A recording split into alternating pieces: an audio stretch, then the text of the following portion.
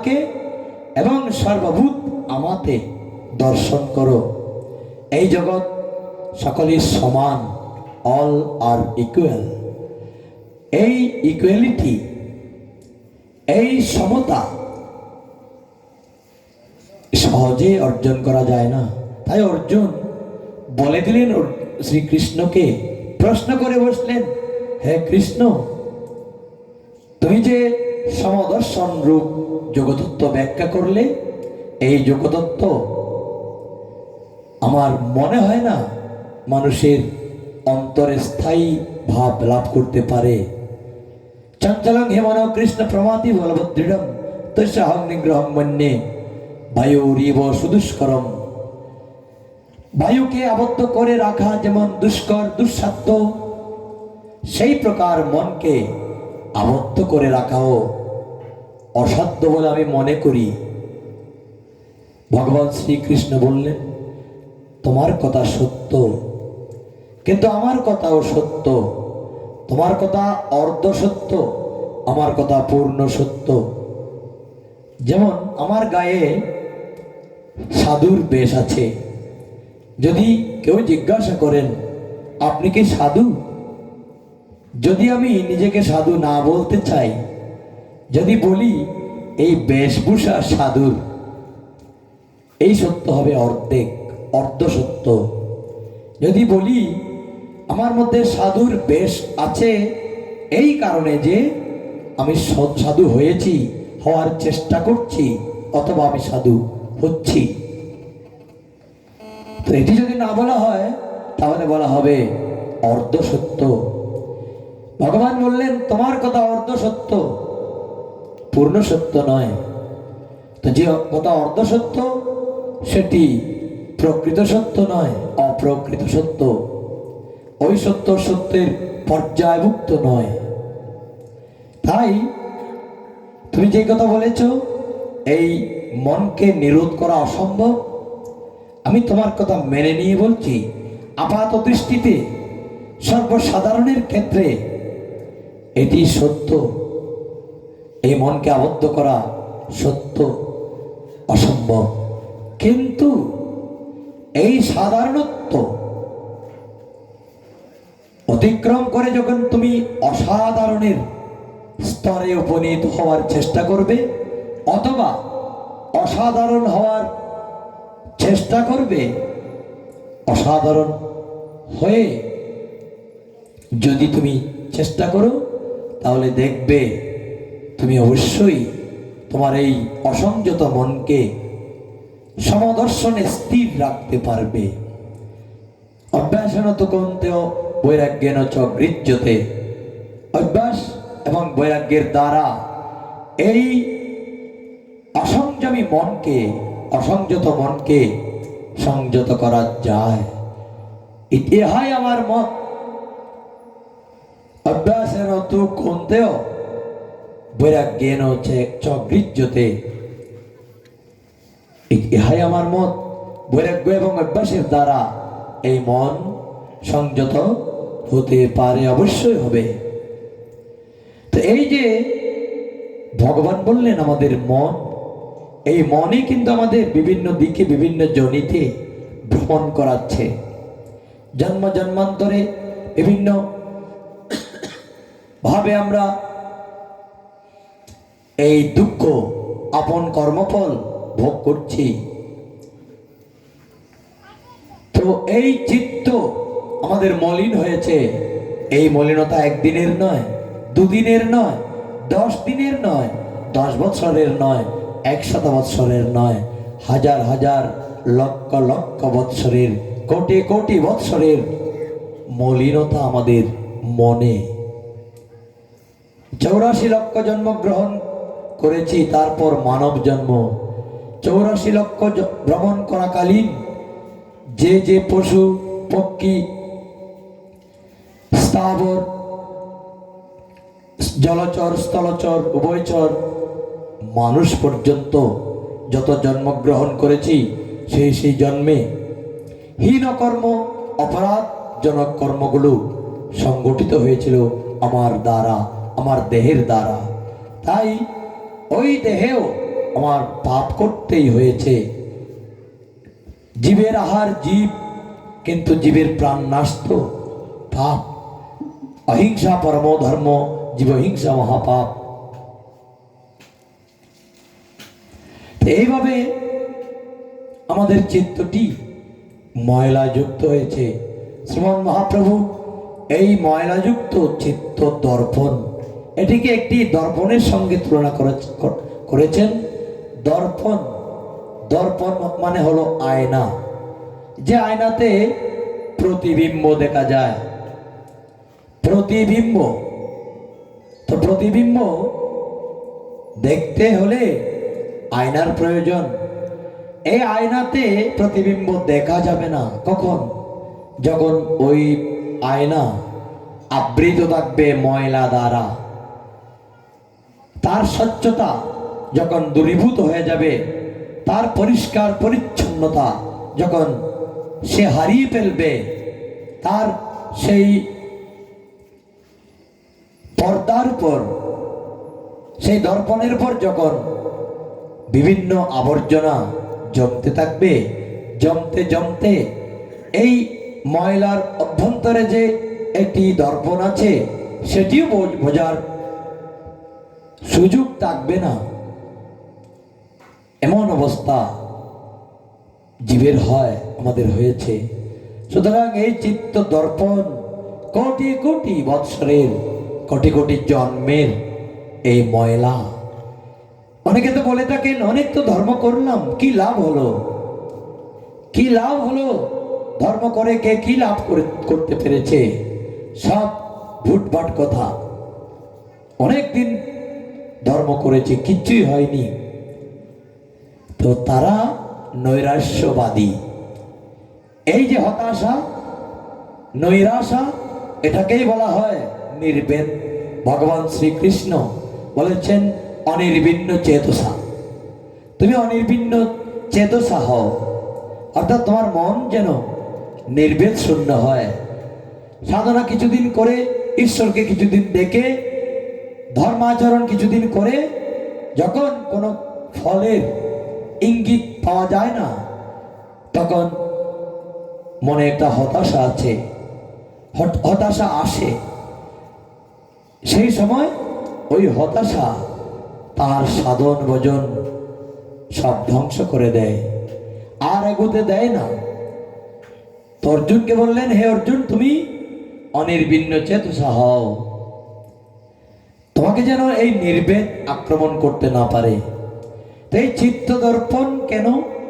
আমাদের চিত্তে, আমাদের এই দেহের অভ্যন্তরে চিত্ত নামক একটি জায়গা, ওই জায়গার দর্পণটি, এই দর্পণটিতে কি দেখা হয়?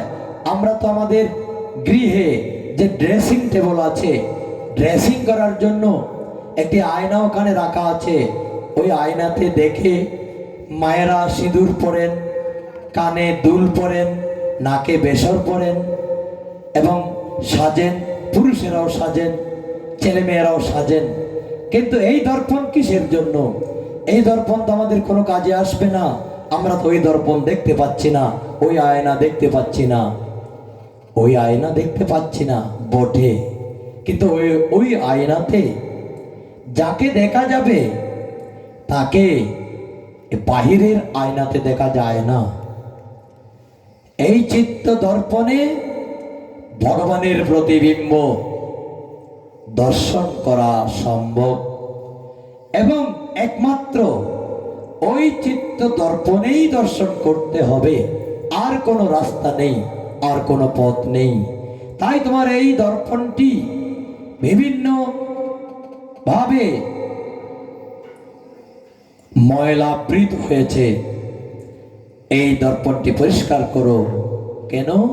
ঈশ্বরের প্রতিবিম্ব ওখানে দর্শন করতে পারবে। বলে আমার এই চোখ তো ভিতরে কিছুই দেখতে পাই না, আমার শরীরের অভ্যন্তরে তো অনেক কিছু আছে। বিজ্ঞান মতে, মেডিকেল সায়েন্স মতে অনেক কিছু তো শুনতে পাই, কিন্তু আমরা তো দেখি না। নিজের মধ্যেই তো সেসব আছে। হ্যাঁ, এই জাগতিক চক্ষু এটি তো বাইরে। সুতরাং বাইরের জিনিস দেখা যায়, অন্তরের জিনিস দেখা যায় না এই বাইরের চক্ষু দিয়ে। ভিতরের একটি চক্ষু আছে, ওই চক্ষুর জন্য এই একটি ওখানে কর্নিয়া, তারপর ভুরু ইত্যাদি কিছুরই প্রয়োজন নেই। ওই চক্ষুটি যেহেতু বাইরে দেখার জন্য নয়, ভিতরে দেখার জন্য, তাই সেই চক্ষুটিকে বলা হয় দিব্য চক্ষু বা দিব্য নয়ন। যে নয়ন মহর্ষি বেদব্যাস ধৃতরাষ্ট্রকে দান করতে চেয়েছিলেন, ধৃতরাষ্ট্র না নেওয়াতে তার অমাত্য সঞ্জয়কে দান করেছিলেন। সেই দিব্য চক্ষু যার ফোটে, তার আর এই বাহিরের চক্ষুর প্রয়োজন হয় না। তাই ঋষিরা নয়ন মুদে থাকেন, নয়ন বুজে থাকেন। মানুষ কিন্তু যারা অন্ধ, তারা অনুশোচনা করে আমি কিছু দেখতে পারলাম না। আর যারা দিব্য চক্ষু বিশিষ্ট, তারাই জাগতিক চক্ষু মোদিত করে থাকেন দিনের পর দিন, রাতের পর রাত, মাসের পর মাস, বৎসরের পর বৎসর। কেন? ঋষিরা বলছেন, হে বৎস, তুমি দেখতে চাও? এই জগতে কিছুই দেখার নেই। মাকে দেখেছিলে, মাকে ভালো লেগেছিল। পিতাকে দেখেছিলে, পিতাকে ভালো লেগেছিল। স্ত্রীকে দেখেছিলে, ভালো লেগেছিল তাদের। কিন্তু সেই তারা একদিন চলে যেতে হবে, তোমার সম্মুখ থেকে চলে যাবে, তোমার শয্যা থেকে চলে যাবে, তোমার গৃহ থেকে চলে যাবে, তোমার নয়নের সামনে থেকে চলে যাবে, অথবা তুমিও তাদের কাছ থেকে চলে যেতে পারো। সুতরাং এই জগতের কোনো আকর্ষণই আকর্ষণ নয়। তো এই জগতের কোনো বস্তুই বস্তু নয়, অবাস্তব বস্তু। এই অবাস্তব বস্তু দিয়ে কি হবে? তোমার দেহটি যেমন অবাস্তব, সেই রকম তোমার এই চক্ষু জড় চক্ষু, প্রাকৃত চক্ষু। এই প্রাকৃত চক্ষু প্রকৃতির, অর্থাৎ এই প্রাকৃত জগতের। এই চক্ষু দিয়ে অপ্রাকৃত বস্তু দেখা যায় না। তাই এই চক্ষু দিয়ে কোনো কাজ নেই। এই চক্ষু বুঝে থাকো, মুদিত করে রাখো। আর যদি দেখতেই হয়, ভগবত বিগ্রহ দর্শন করো, শ্রী গুরুদেবের শ্রী মূর্তি, শ্রী বিগ্রহ দর্শন করো, সাধুগুরু বৈষ্ণবের মূর্তি, সাধুগুরু বৈষ্ণবদের দর্শন করো, সজ্জনদের দর্শন করো, অসজ্জনদের পরিত্যাগ করো। অসজ্জনকে দর্শন করলে চোখ মোদিত করে ফেলো। এই জগতে তো অসজ্জনেরই সংখ্যা সবচাইতে বেশি। তাই একেবারে যদি চক্ষু বন্ধ করে দিব্য নয়ন আকাঙ্ক্ষা করে ভগবান যে তোমার চিত্তে, তোমার হৃদয়ে বসে আছেন, তাকে দর্শন করার চেষ্টা করো। তাকে দেখতে পেলে আর জগতের কিছুই তোমার অদেখা থাকবে না। কেননা ঈশ্বরের সমগ্র অনন্ত ব্রহ্মাণ্ড তার প্রতিটি লোম কূপে কূপে আছে। তাকে দেখলে জগতের সবকিছুই দেখা হবে, তাকে না দেখলে জগতের কিছুই দেখা হবে না। তাই এই চক্ষু আসল চক্ষু নয়, দিব্য চক্ষু প্রয়োজন।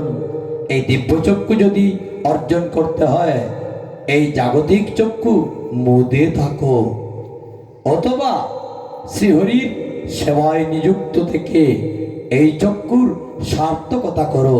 যে চক্ষু কৃষ্ণ ভক্ত দর্শন করেনি, যে চক্ষু কৃষ্ণ বিগ্রহ দর্শন করেনি, যে চরণ শ্রীকৃষ্ণ ক্ষেত্রে গমন করেনি, যে হস্ত কৃষ্ণ সেবা করেনি, যে দেহ শ্রীকৃষ্ণের চরণে দণ্ডবত প্রণাম নিবেদন করেনি, যে মন কৃষ্ণ চিন্তা করেনি, সেই সমগ্র দেহটি অকারণ ধারণ করা। চৈতন্য চরিতামৃততে আছে, বৈষ্ণব পদাবলী সাহিত্যে আছে যে নাসিকা দুইটি ছিদ্র মাত্র। আমরা শ্বাস প্রশ্বাস গ্রহণ এবং ত্যাগ করি। তো এই যে গ্রহণ এবং ত্যাগ করি, এই নাসিকার অনেক মূল্য আমাদের কাছে, আমাদের জীবন ধারণের জন্য। কিন্তু আমাদের এই নাসিকার মতো মানুষ এক প্রকারের জিনিস তৈরি করেছে, যার নাম বস্ত্রা। বস্ত্রা আপনারা চিনেন কিনা জানি না, অবশ্যই চিনবেন না। বস্ত্রা এই নামে কেউ চিনবেন বলে মনে হয় না। তো বস্ত্রা হলো কর্মকারের দোকানে কর্মকার যে কয়লা পোড়ান, কয়লাতে আগুন জ্বালিয়ে লোহা পোড়ান, সেই কয়লাতে আগুন দিয়ে ফুৎকার করতে হয়। যারা শেখরা বণিক, যারা স্বর্ণকার, স্বর্ণ তৈরি করেন, তাদের সেই ফুৎকার অল্প অল্প দিলে চলে। কারণ স্বর্ণ অত্যন্ত মূল্যবান ধাতু এবং বেশি বড় অলংকার তৈরি করা হয় না সাধারণত। তাই তাদের ছোট ছোট কাজগুলো করতে অল্প একটু ফুৎকার দিলে আগুন জ্বলে। কিন্তু স্বর্ণকারের মতো কর্মকারের নয়, তাদের বড় বড় লোহা পোড়াতে হয়, বেশি কয়লা জ্বালাতে হয়, বেশি ফুৎকার, বেশি ফু দিতে হয়। সুতরাং তারা এক প্রকারের একটি যন্ত্র ব্যবহার করেন, মুখটি যেন মানুষের নাকের মতো, এবং পেছনে কতগুলো ভাতি আছে। ওই ভাতিগুলো কয়েক ভাজে বিভক্ত। তো নিচে একটি শিকল একটি দণ্ডের সঙ্গে বেঁধে, দণ্ডটি একটি আরেকটি দণ্ডের সঙ্গে বেঁধে, ওই দণ্ডের অপর প্রান্তে আরেকটি দড়ি বা শিকল বেঁধে এটি একজন আস্তে আস্তে এভাবে টানে। ওদিক থেকে বাতি, হারমোনিয়ামের বাতির মতো বাতাস সৃষ্টি করে সেই বাতাসগুলো কয়লার মধ্যে দেয়। এই প্রক্রিয়ার যে যন্ত্রটি, সেই যন্ত্রটিকে বলা হয় বস্ত্রা।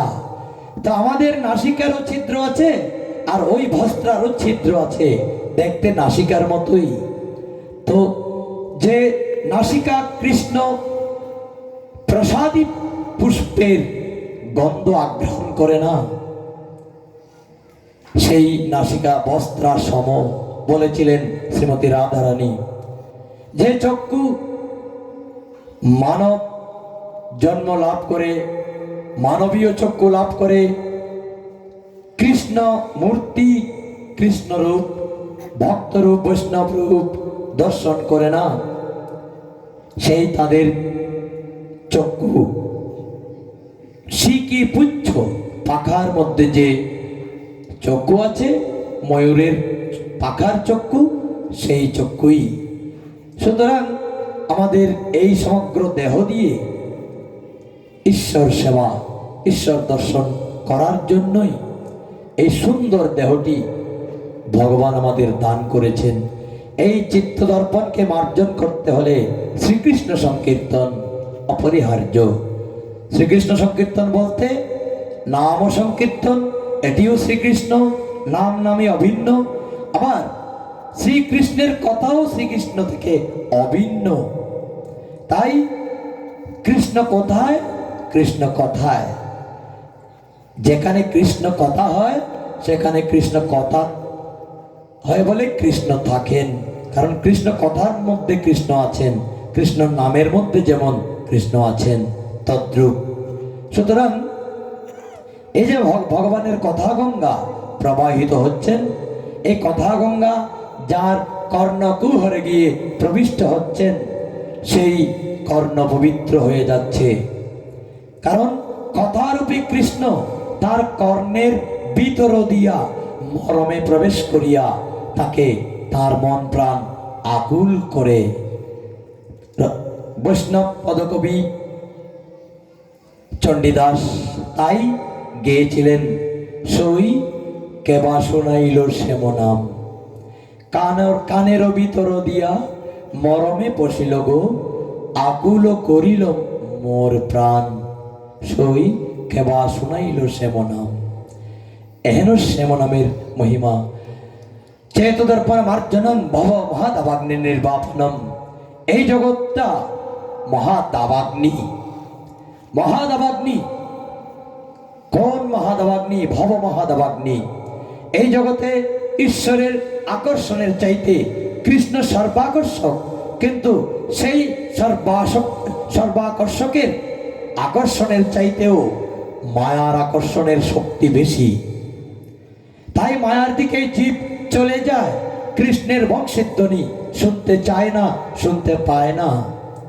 এই জগতে সবাই জ্বলছে, তবু আগুনের দিক থেকে মুখ ফিরিয়ে আগুনের বিপরীত দিকে যাচ্ছে না।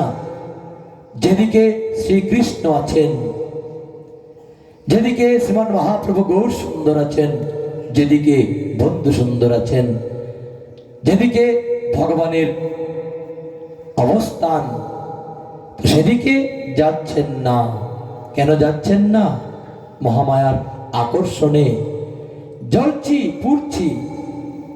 অনেকে এই যে বৈষয়িক সুখ আস্বাদন করা হয়, এই বৈষয়িক সুখ কিন্তু জাগতিক সুখ এবং নিজের ধ্বংসের ফলে কৃত সুখ, লাভ করা সুখ।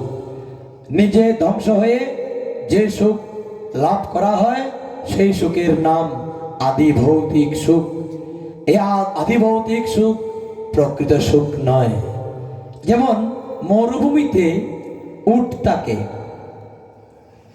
মরুভূমির প্রাণী উট, মরুভূমিতে উট বেশি পরিমাণে থাকে, বেশি সংখ্যায় থাকে।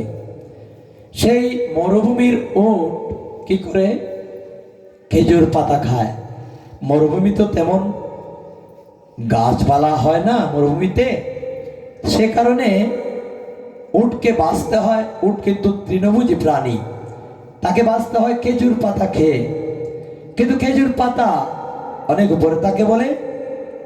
ভগবান তাকে এমন একটি দেহ দিয়েছেন, তার গলাটি, তার কণ্ঠটি অনেক লম্বা, উঁচু থেকে খেজুর পাতা সে আকর্ষণ করে চিবিয়ে খেতে পারে। এইভাবে তার দৈহিক গঠন। তো এই উট যখন খেজুর পাতা খায়, কারণ মরুভূমিতে এইটুকুই মরুদ্যান, সুতরাং ওর আর গত্যন্তর নেই। খেজুর পাতা না খেয়ে উপায় নেই, আবার খেলেও যন্ত্রণার শেষ নেই। কিরকম যন্ত্রণা? সে যখন খেজুর পাতা খায়, খেজুর পাতার অগ্রভাগ সামনের দিকটি তীরের মতো অত্যন্ত সূক্ষ্ম, সরু, ধারালো। ওই কাঁটার আঘাত যখন তার মুখমণ্ডলে, তার ওষ্ঠাদ্বয়ে, তার জিহ্বায়, তার মুখের অভ্যন্তরে ওই কাঁটার আঘাত যখন লাগে, তখন তার খুব জ্বলে।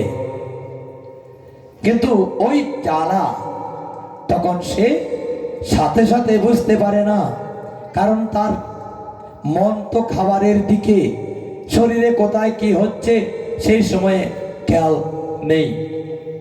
এইভাবে যখন সে খেজুর পাতা খেয়ে উদর পূর্তি করে, তো সেই খেজুর পাতার আঘাতে, কাঁটার আঘাতে তার জিহ্বা থেকে, তার মুখমণ্ডল থেকে, তার ওষ্ঠাধর থেকে রক্ত বেরোয়। ওই রক্ত নিজেরই রক্ত, ওই রক্ত সেই খেজুর পাতার সঙ্গে জড়িত হয়ে যায়। এবং খেজুর পাতার নিজস্ব একটি স্বাদ আছে, তদুপরি তার নিজের উটের নিজের রক্তের স্বাদ ওই স্বাদের সঙ্গে যুক্ত হয়ে একটি অপূর্ব প্রকারের স্বাদ তৈরি হয়।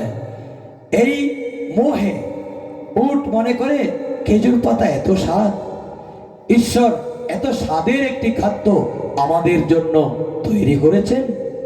কিন্তু যেই খেজুর পাতা খেয়ে উদর পূর্তি করে বিশ্রামে গেছে, তখন আস্তে আস্তে জ্বালা অনুভব হয়।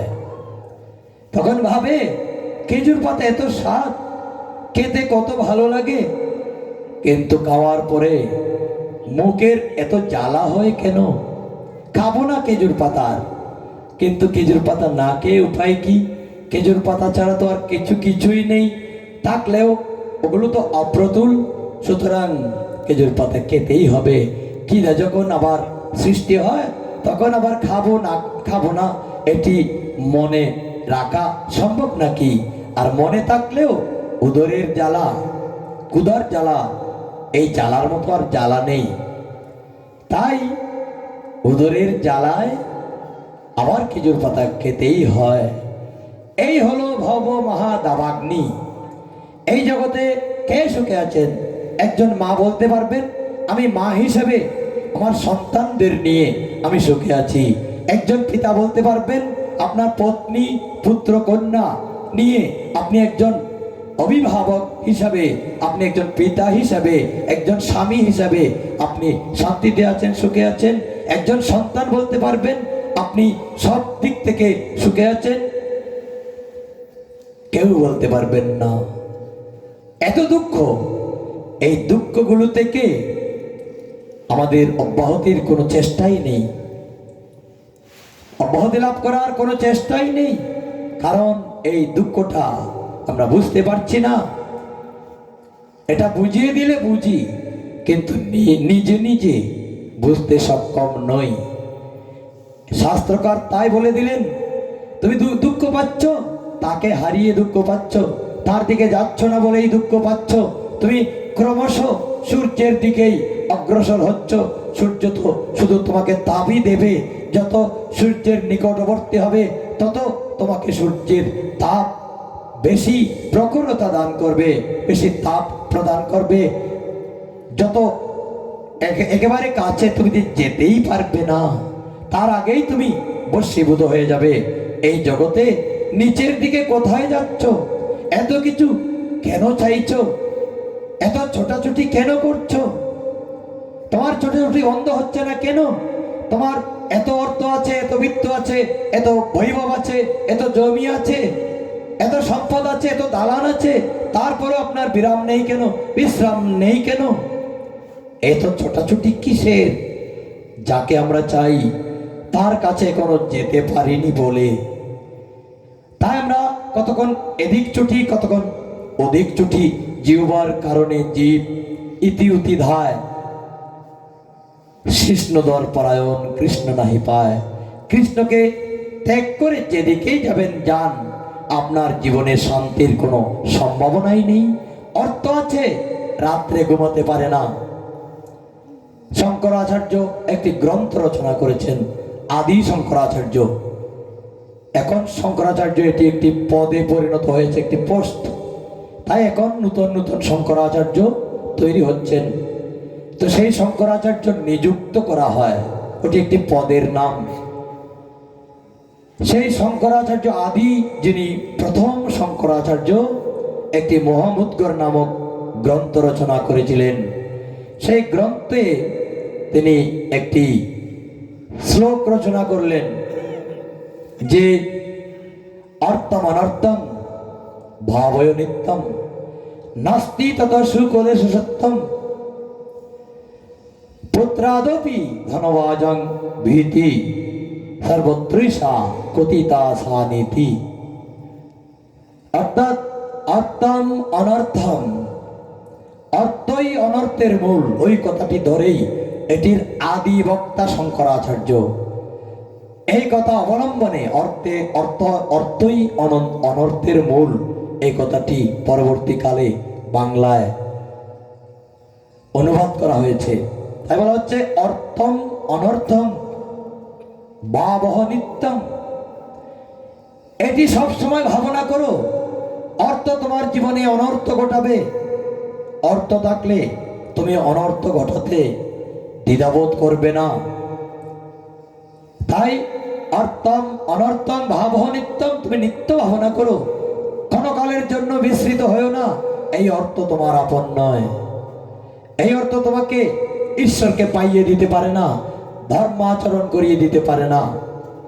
এই অর্থ পারে তোমার উপর, তোমার দ্বারা যদি সৎকর্মে এই অর্থ ব্যয়িত হয় তাহলে সৎ ফল তুমি পেতেও পারো, কিন্তু নাও পেতে পারো।